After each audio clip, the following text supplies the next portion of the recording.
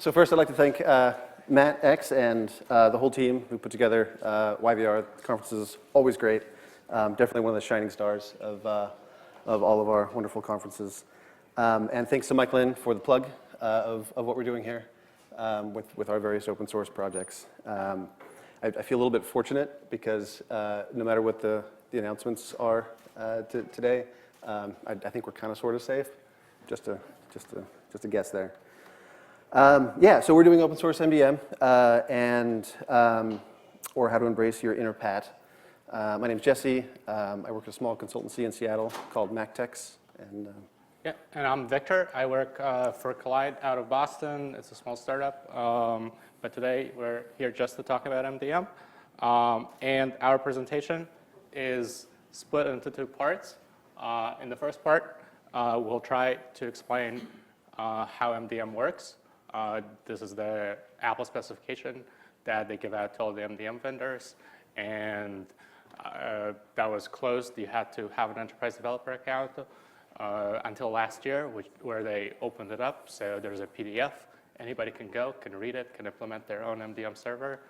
I don't recommend you do that because there's a lot of trying to figure out, what that actually says. There's a small paragraph describes a lot of technical stuff. Both our projects are open source. You can go read the source and along with the spec, kind of get an idea of what's going on.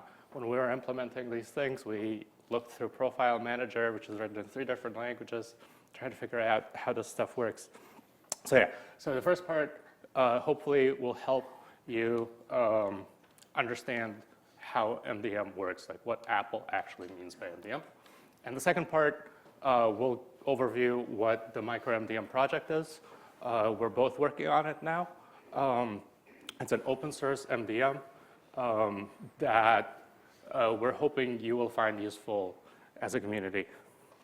So when I say that MicroMDM is our solution, I really mean the whole community because the project is open source. The documentation is available, even our blog. If you want to write a blog post, you can open a pull request and we'll review it, we'll discuss it. It will be on the website. So there's a lot of material to cover for this particular topic. We are, unfortunately, going to handwave some of the technical things. We don't want to bore you, but also there's no way we can cover all the things in MDM. So for this talk, we just want you to get excited about what the possibilities are, get an overview of how this stuff works. And yeah, with that, let's get started. So what does MDM do for me? When I started working on this project, I immediately began hearing lots of people say, MDM is just for iOS. There's nothing useful in it for it as a Mac admin. I already have the best tools. I got Chef, I got Puppet, I got Monkey. They do everything. Why do I need this thing? I can push profiles. I can do it much better with Puppet because I can template them. I can make them variable across different desktop groups. I don't have to figure out why the MDM is squishing all these things together and getting the wrong thing out. So why? Well, as you heard from Michael Lin earlier, Ragnarok is upon us. Apple has been hinting very strongly that if MDM isn't necessarily the only way you're going to do stuff, it's going to play a critical role moving forward. So I started working with this in mind about a year ago, and I really want to shout out to both Jesse, who's here with me, and Pepine in the back, because they did a lot of the initial reverse engineering to figure out how this stuff works. Before any of it is public, Pepine published a great blog post right around the time when I started playing with this, where he described how to install Monkey onto a Mac with MDM. So that's really helpful for all of us. So I started working with a single goal, to take my workflow, which was I used Imager to install Monkey, and then Monkey installed Puppet and Adobe and all that stuff. And I wanted to keep that workflow exactly the same, but I wanted to figure out how to skip the imaging part, which now, a year later, when I work for a startup, which is all remote, we live all around the world. Thank you.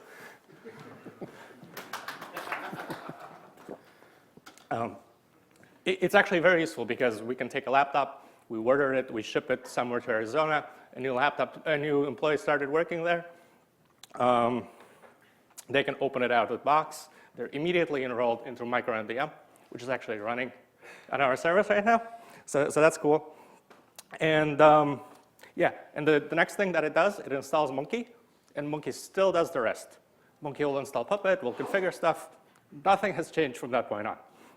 So for us, the bread and butter is the device enrollment program. We tell Apple, this is our Macs. We want to enroll them in MicroMDM. And then we want to do the rest. And then we want those tools that we've already been using to be doing the rest of the stuff. So let's actually look at what DEP is.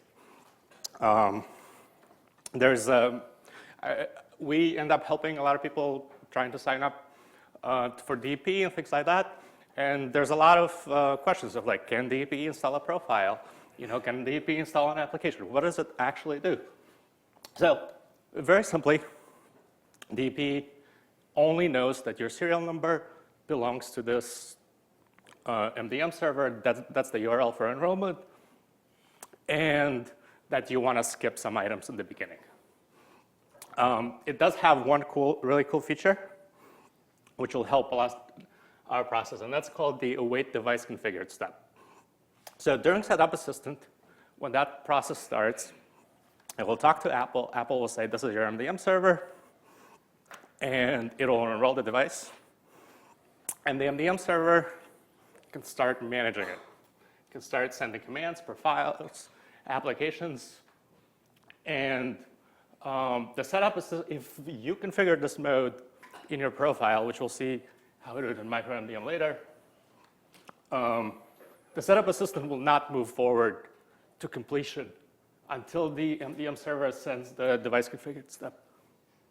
And when that happens, the setup assistant logs the user in, quits, and that's it. DEP is done. It does not do anything else because MDM took over. MDM is already doing all this management stuff. DEP is not concerned anymore. So with that, on the backend side, we have some good libraries. Pupine wrote a Python library. I wrote a Go library for how to interact with Apple. So you need to tell Apple that you want to skip particular steps in the setup process, that you want the MDM profile to be unremovable, things like that. You do that via REST API that Apple provides. And that's all I'm going to say because MicroMDM handles that for you. But if you were doing that yourself, you wanted to do some extra kind of automation, you can take that code. Okay. So with that, I'll hand it over to Jesse, who will explain the MDM protocol.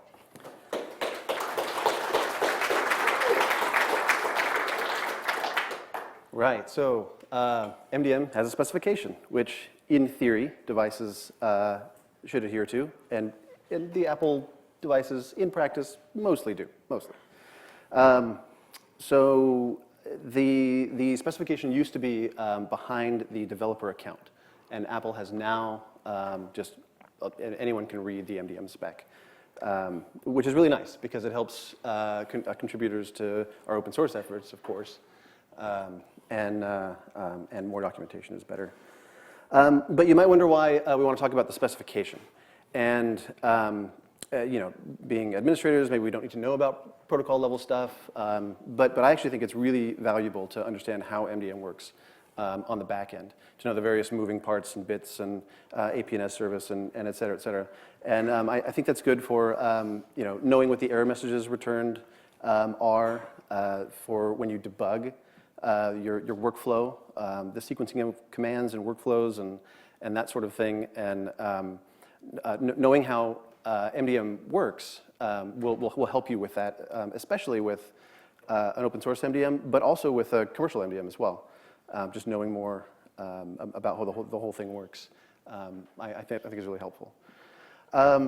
So as a big overview, MDM is just an HTTPS server, and the devices connect to it in various different ways, and by and large, there's prolific XML pless passing over the HTTPS server. So it's just everywhere. Everything is pless in the MDM protocol as the devices talk to it. Sometimes those responses are wrapped in encrypted or signed CMS messages, or they have detached signatures, or there's some other element to the data, but it's almost always pless once you dig underneath all that.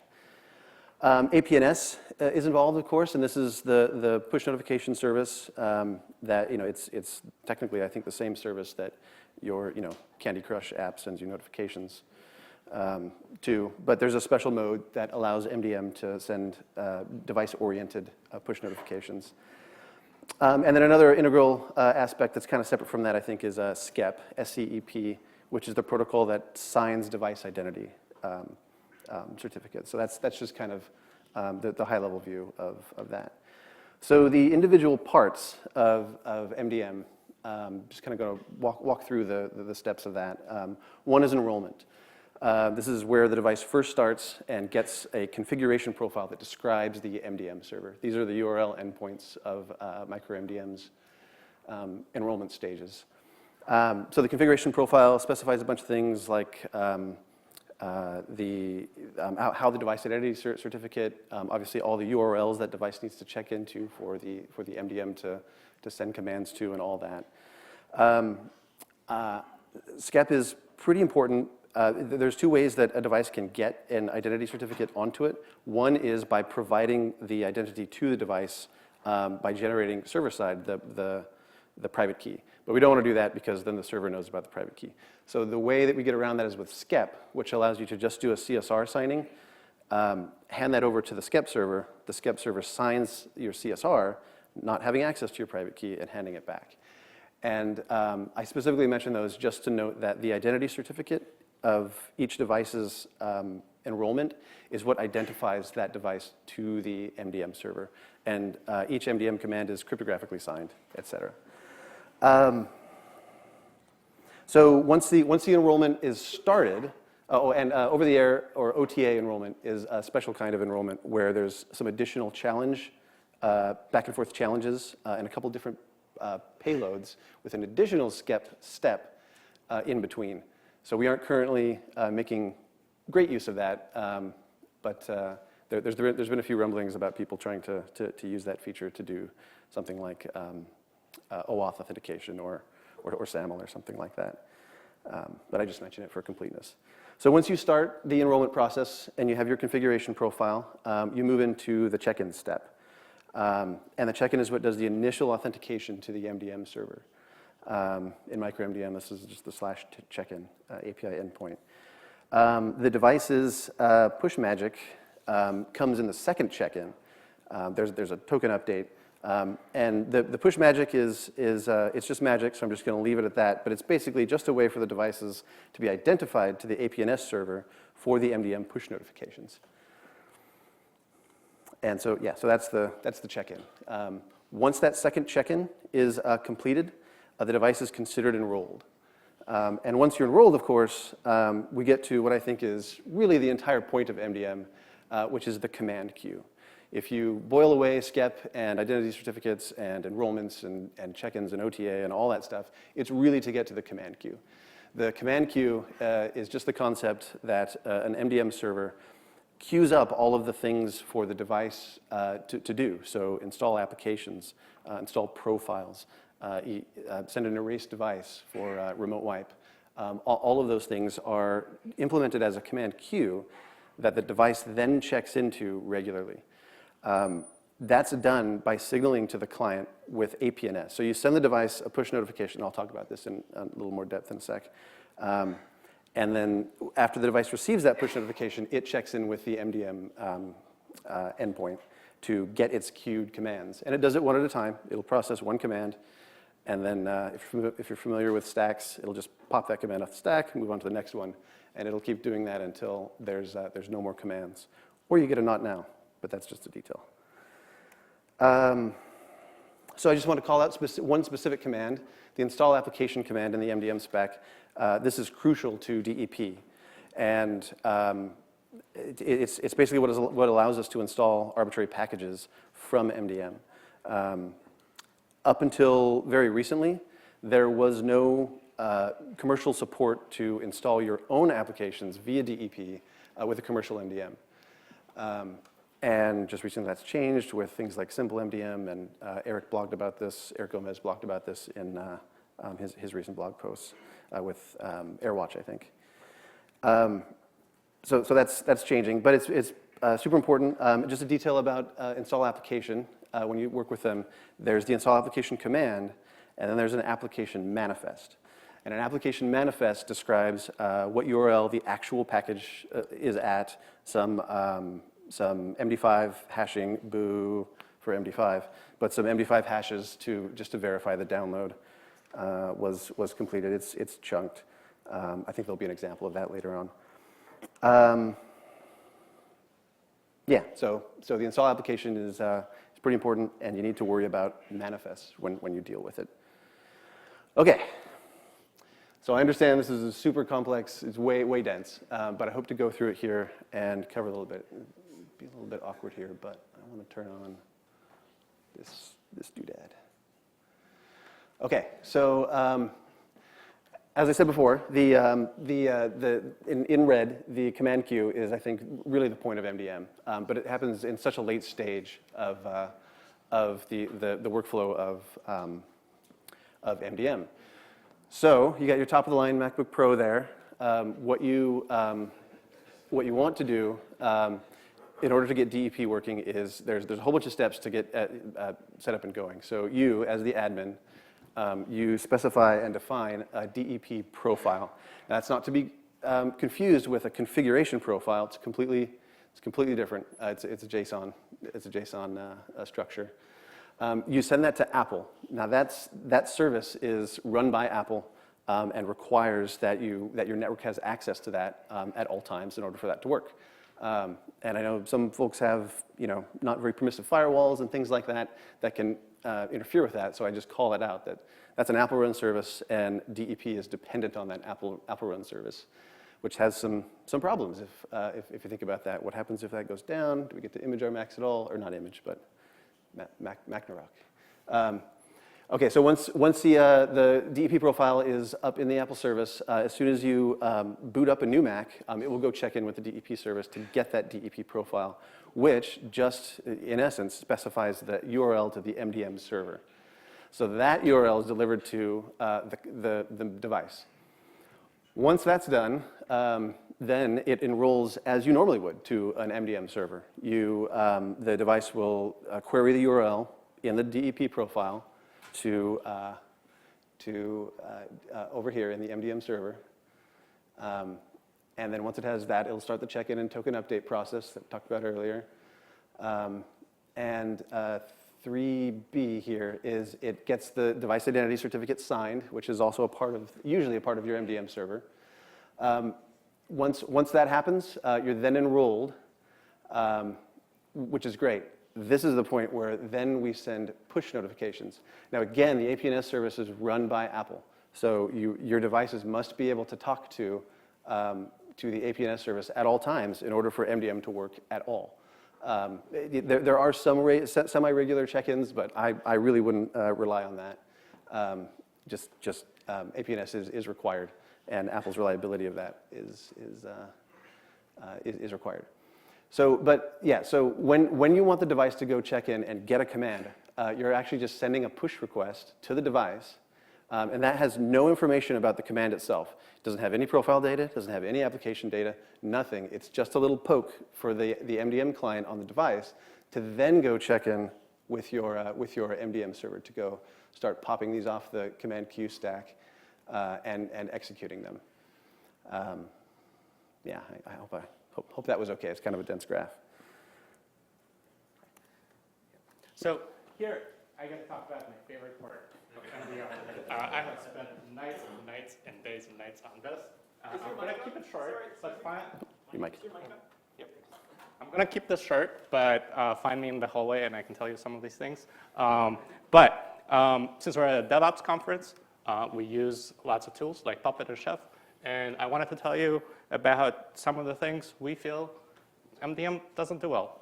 We describe how Apple thinks we should do stuff, but we as admins do things differently. If you look at a tool like Monkey, if you look at Puppet, you look at Chef, they do something called desired state.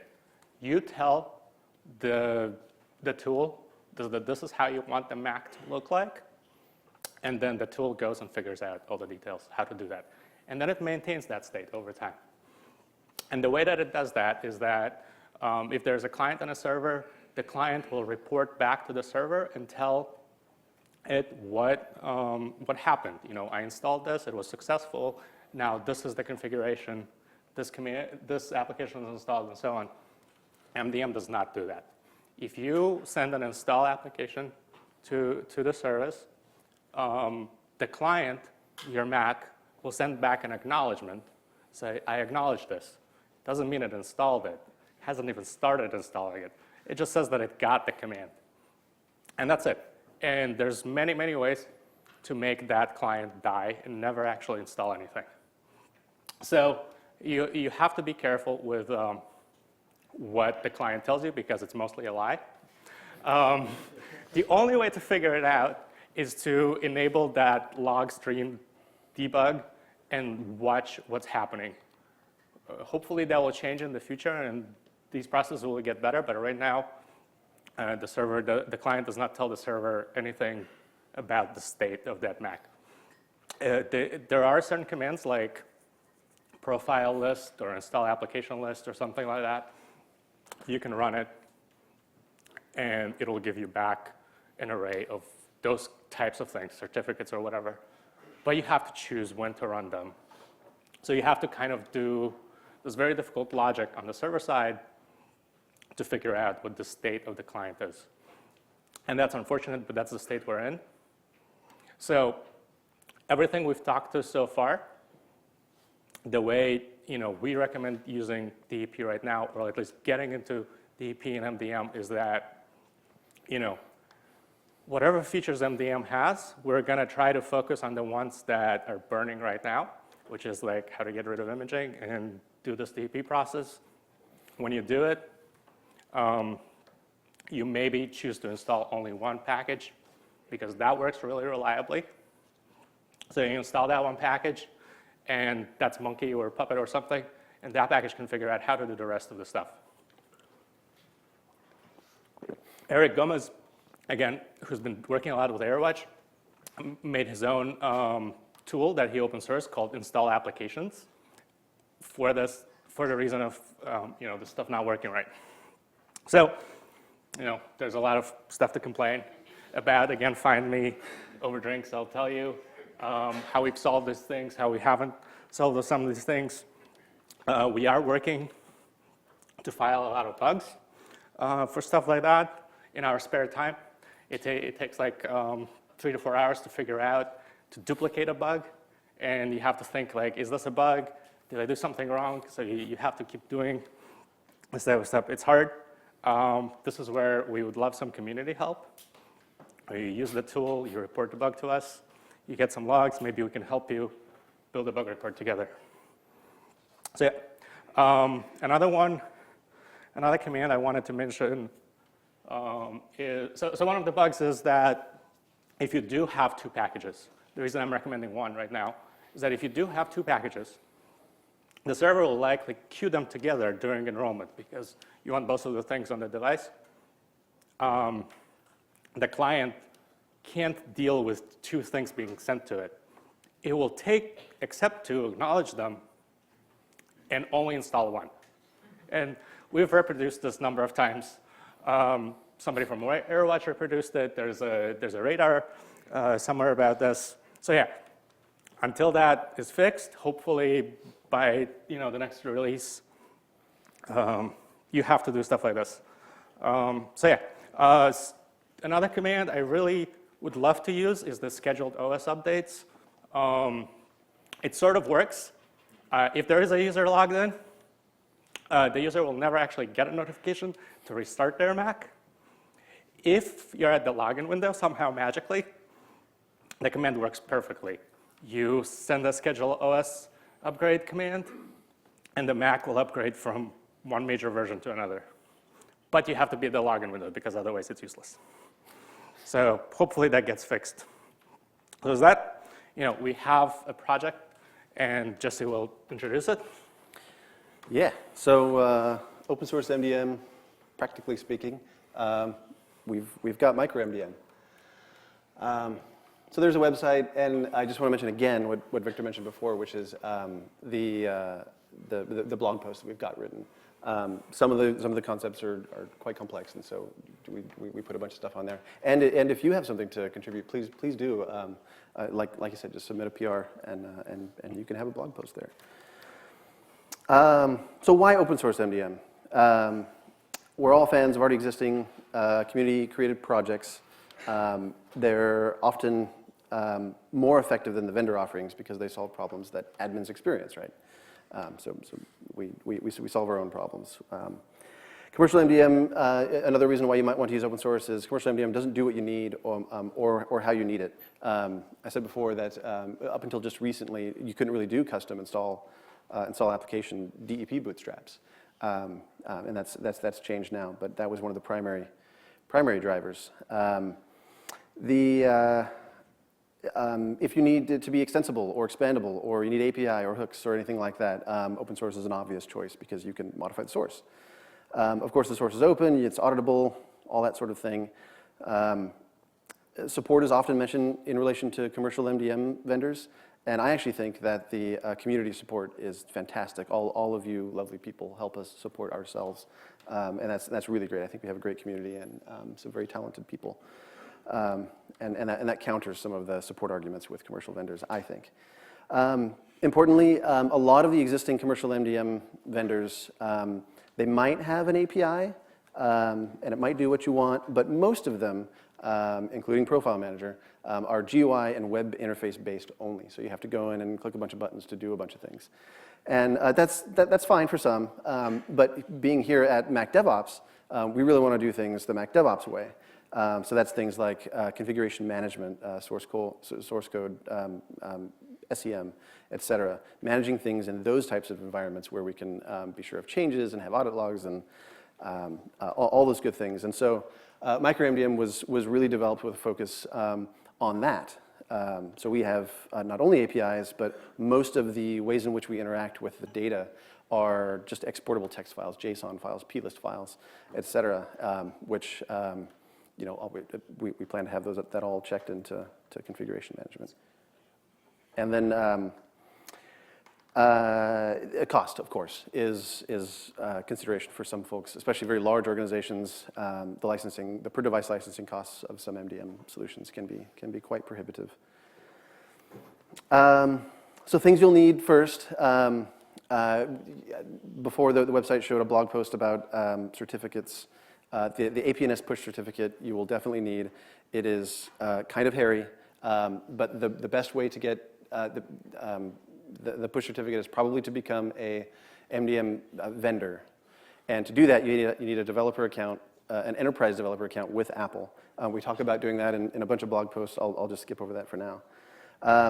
The HTTPS certificate, so the normal web server certificate that the MDM server uses, you'll need to sort that out. But I recommend you don't sort that out because MicroMDM supports Let's Encrypt, which is it will just automatically fetch a certificate for you, assuming that your server has connectivity to the outside world, of course. And I'd really recommend going for that because it's one less thing to think about. You don't have to worry about specifying intermediates and et cetera, et cetera. It's just much simpler. We do support self-signed certificates, but it's nowhere near as easy. Let's see here. Oops.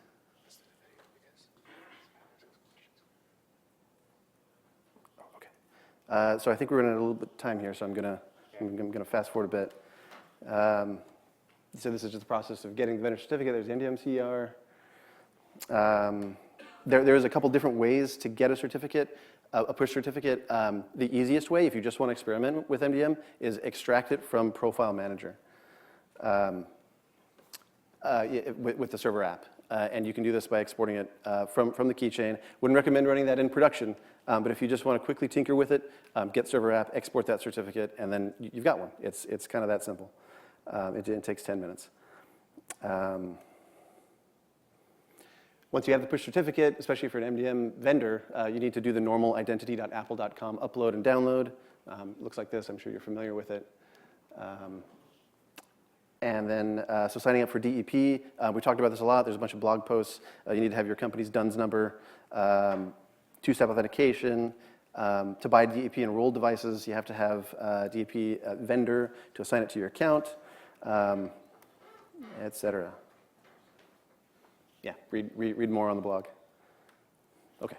So with that, we're already there. As I said in the beginning, as I said in the beginning, there's a lot of stuff to cover. We are very happy to go over technical details in Slack, anywhere in the hallway. If you are actually looking to use this, we will help you get it up and running. With that said, I have a short demo of like how it works, how you can configure it, and how to bootstrap a DEP Mac. So I would love to show you that. Let's look at MicroMDM itself.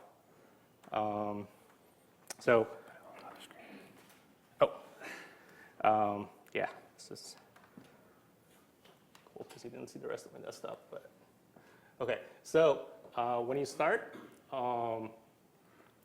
you have to configure the server, and there's a few flags which are required. One is the push certificate. It's a P12 file. We also accept key and certificate separate. You need the server URL because we end up compiling an enrollment profile and things like that. So if you specify what the server URL is, the rest of the server will know where to plug that URL in.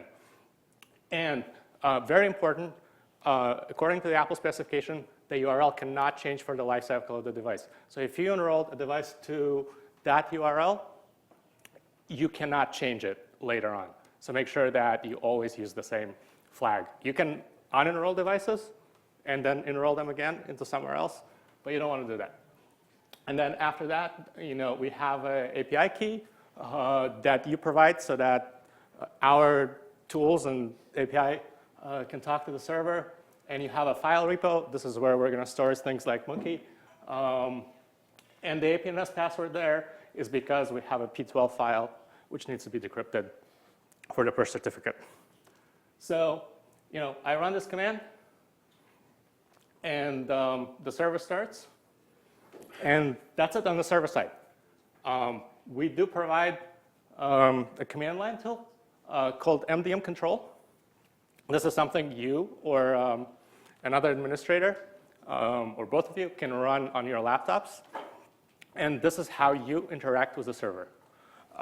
You can query things you need. You can change configuration. You can script this tool locally. And it uses the same REST API that you will be able to plug in the future to talk to the server directly. So here, I can configure the API token to talk to that server URL. I can print that config. And you can see it here. It's in your home directory. You can change those flags, and you can start interacting with it. Get devices. This is a brand new server, so there's nothing there right now, so it just prints an empty out. So let's actually go through that process. So here, you might see this in a web UI. If you've used an MDM before, where you take something, and that something is a certificate. It's a public key that you need to upload to the DEP server for Apple. When you create a new virtual server in the DEP portal, this is what you're uploading. So this is me uploading that to the YVR server. And you get back a server token, and that's an encrypted auth token that can be used there. So I import it into the MicroMDM server using the command line tool. And now I can actually talk to this. So I can get information about my DEP account. I can get devices. I'm not going to show you all of them, but I'll show you one. So it is important. You have to know the serial numbers. Unfortunately, that's how the DEP API works. You can't just get a whole list. And then here's something I want to emphasize is that DEP profile I mentioned in the beginning. When you're telling the DEP server that you need a few devices, their serial numbers and you want these devices to like skip a step and to enroll into a particular URL. So we give you a template that you can then pass to a file and save it and edit it, put it in Git, do stuff with it. So here I'll edit it. I'll put the URL to MicroMDM. And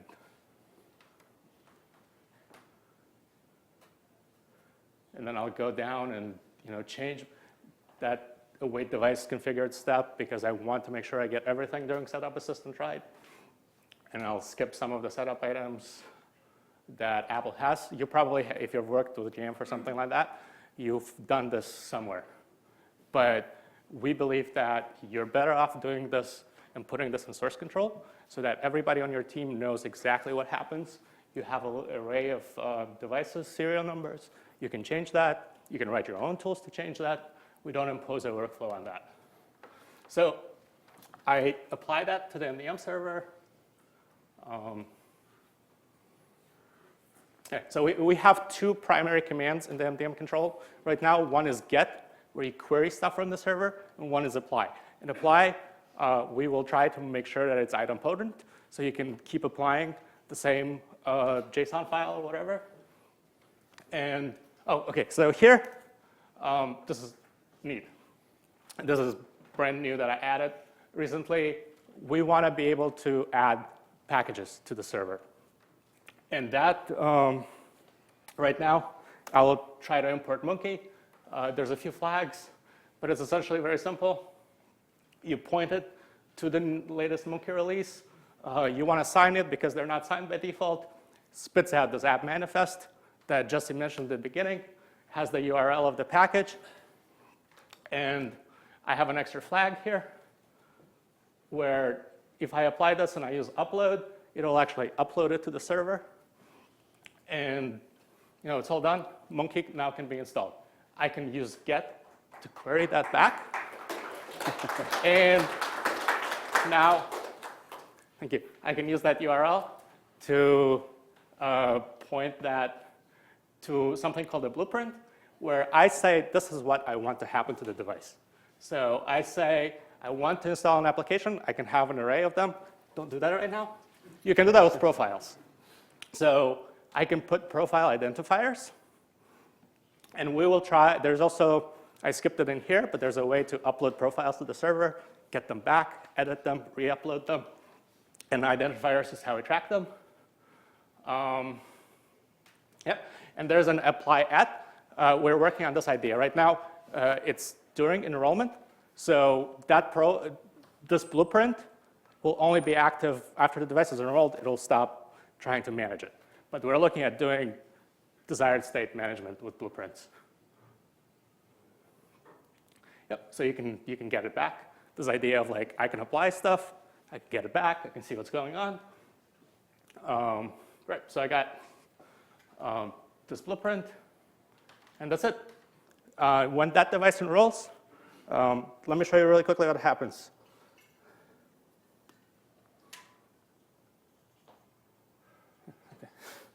Okay, so this is really cool. And this is something that you've only seen with, like, I believe in that IBM video before.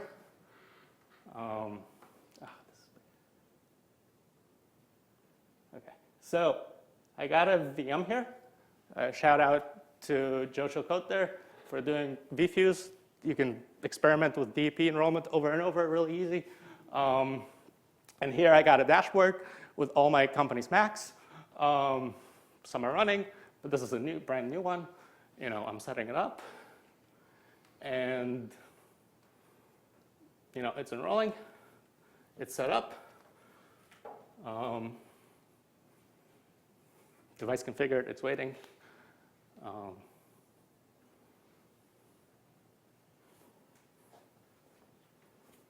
Okay, so the user logged in. I use Yo, which is Shay Craig's tool, to tell the user that something is happening. In this case, we're installing OS query. What we didn't tell the user is that we installed Monkey already, and this is Monkey doing all this work. At this point, we're not using MDM anymore. We're not using DEP anymore. We're using our tools that we're familiar with. And that's it.